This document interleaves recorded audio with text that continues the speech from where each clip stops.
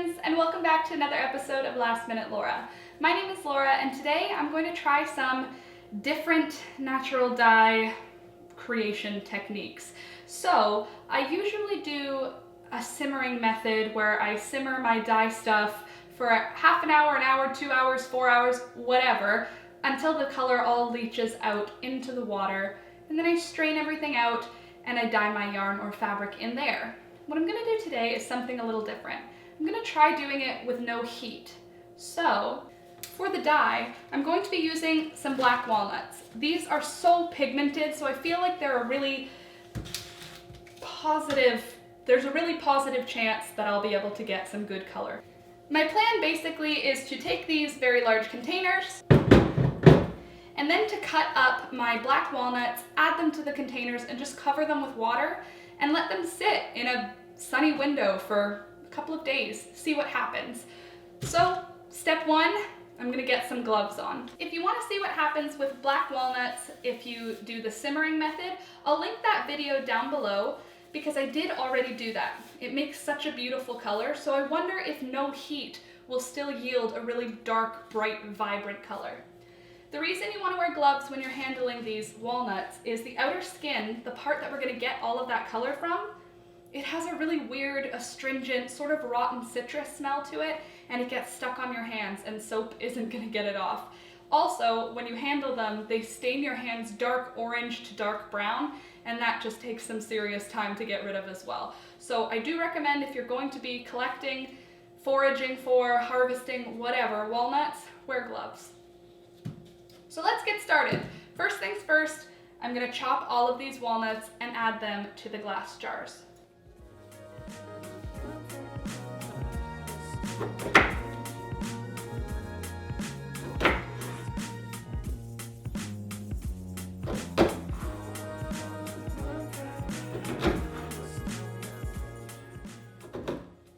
Okay, so I've just chopped up all of those walnuts and added them to these two glass containers.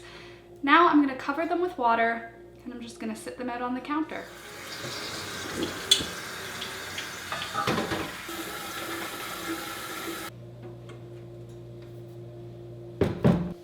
All right, so now I'm going to just leave them there and I'm going to check back every day, so we'll see what they look like tomorrow. Okay, so here is day 2. About the same time of day as yesterday when I put the walnuts in. And you can see we've got some serious darkening going on. The walnuts themselves are pretty dark. In this one, it's looking way browner. In this one, I added a little bit of iron, just a little, just to see what would happen. And it definitely changed it to more of a blue tone. Even the walnuts themselves are darker. And they took on, let me pull one of these out. So this one is from the dye bath where I added just a little bit of iron to the dye bath, and this one had no iron. So still really dark. They're much harder than yesterday. And this one has pretty much turned black. So I'm excited to see what those look like tomorrow. I'm just gonna give them a stir.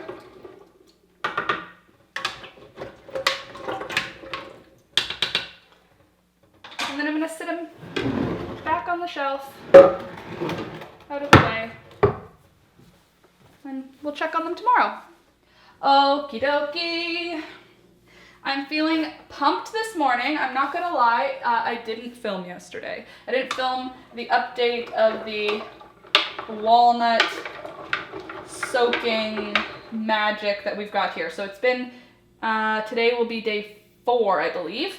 Of it sitting in here. I didn't film on day 3, I filmed day 1 and day 2.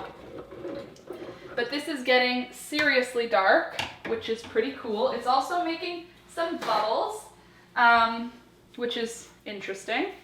I'm just gonna do a little dip with my paper towel so I could show you the color that we're getting right now.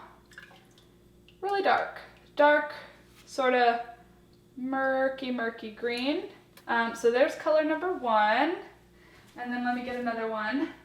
Differently green. So there's a different, this one I put, this one I added a little bit of iron water solution to. This one I did not. And now they're both sitting same temperature. This one, the nuts were cut in eighths, and this one, the nuts were cut in just in half. So I don't know if that's making a difference, but this one's got way more activity going on. There's like bubbling and it's gross. They're both gross. They don't smell bad, but they smell like walnuts. So I think I'll let them go one more day up until day 5, because tomorrow we are supposed to have a sunny day. So I think that'll be a good day to start the actual dye process. So that's it for today. Okay friends, so honestly, it's been 3 days since the last time I filmed these containers with the walnuts and water and a little bit of iron solution in one of them. And I've been doing other stuff. I've been a little bit busy and I forgot to film them. So total now, it's been a week. We've been letting them sit for a week. They're gross in a good way, like really dark liquid. But I'm ready to dye some yarn with them. So the last steps before I can soak my yarn in the dye bath overnight, try and get as much color in as I can, I have to get my yarn ready. So I've got Briggs and Little wool today. I'm doing one skein in sport weight that is just a washed white, and then I'm doing a second skein in bleached white that is the regal weight, so a 2-ply and a 1-ply. Just want to see some variation. So I'm going to wash both of these, scour them, which is, this part does use a little bit of heat. So I'm going to soak them in water that has a little bit of pH neutral dish soap in there for about half an hour, just to get them nice and warm, nice and wet, nice and soapy. The water is going to get a little bit dingy, a little bit dirty. That'll get all the oils off the wool, and then they will be ready to soak in the dye. I am not doing a pre-mordant on this dye, so I'm not adding cream of tartar or alum to the water. I'm not adding iron water to the water. I'm just going to be dyeing them as is. There's enough tannin in the walnut dye on its own that it will set the dye onto the yarn, but I still do need to get the wool washed and ready to accept the dye. So that's what I'm going to do first.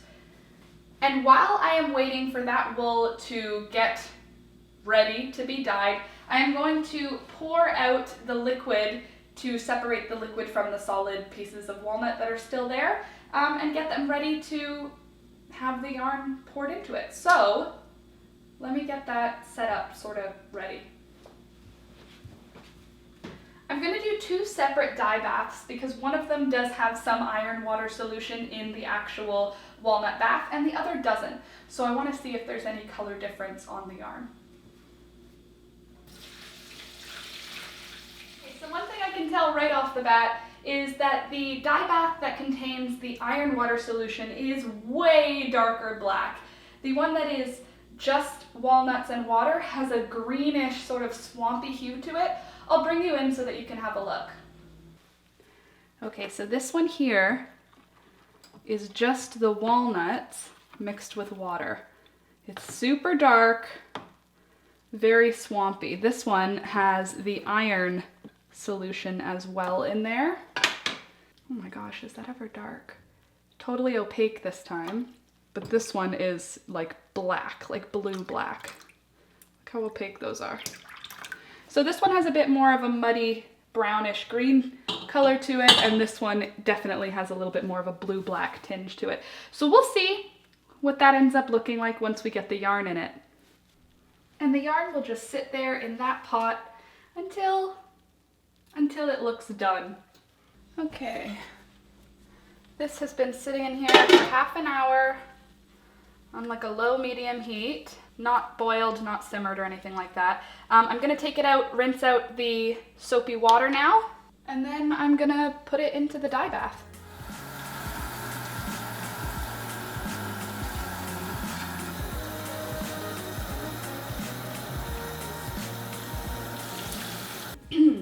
So they are now in their dye baths. I'm gonna leave these in the dye baths the whole day, and maybe even overnight tonight, just because it's cold, there's no heat, so I want them to have the opportunity to soak in as much of the color as they can to get as dark of colors as I can get. This one, I'm gonna leave a little bit of it out. Oops, if it'll stay out, I'll try. Just so that there's a little bit of color difference in there. I'll wash my hands really well because I touched that iron water one. And then I will show you what it's looking like tomorrow, after it's had a lot of time to sit in that water. Hopefully, they both come out looking really cool. That's the plan. It is looking very dark right now, so I'm hopeful, but it doesn't really matter. I'm gonna love the color no matter what. Let's just be honest with ourselves. Every color that I've made has been my favorite color. So we'll see what it looks like tomorrow morning when the sun finally makes it into this dye kitchen. See you then. Okay, so it's the next day now, just around lunchtime, so I let it go a little longer than I had originally planned, but that's okay. It's not gonna make too big of a difference, I don't think. If anything, it'll help darken that wool just a little more. So I'm gonna wear gloves today because I'm gonna rinse it out. I just did my nails, so that's the actual reason. But also because I'm doing it with walnut dye, which stains everything. Once I finish washing it out, I will show you the color that it looks like prior to being dry. So you can see beautiful colors, some beautiful sort of bronzy, orangey brown, and some muted sort of warm tan. Pretty, but not exactly what I thought we were gonna get. So I'm gonna let it dry and then I will show you tomorrow, once it's all dry, the final look. Okay friends, so if you'll remember, we started off with one skein of washed white Regal weight and one skein of bleached white in the sport weight. And are you ready for this? Ta-da! Look at these colors! Aren't they so pretty? So let's just start with the sport weight because, oh my goodness, look at it. I'm just gonna put these two aside so I can show them to you. Can you believe these amazing colors? The lack of mordant really completely confused me as to how bright these colors turned out.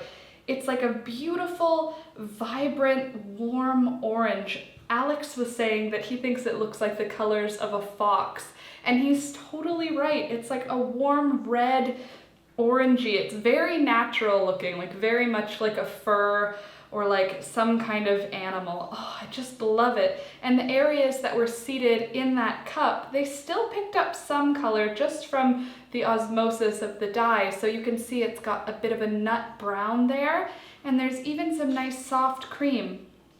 Even the lightest areas have some color picked up, but compared to that bleached white, this orange is just magical. I was totally in love with this one. I want to try making this color again with no mordant at all. We got this beautiful rainbow of natural browns. And then with the iron mordant in the dye bath, we got this beautiful, I don't even know what I would call it, probably a walnut brown, which is pretty accurate because it was dyed with walnuts. Even though the entire skein went into the bath, there are areas that are much softer, have a cooler tone, and then there's these beautiful warm toned areas sort of striated throughout the skein.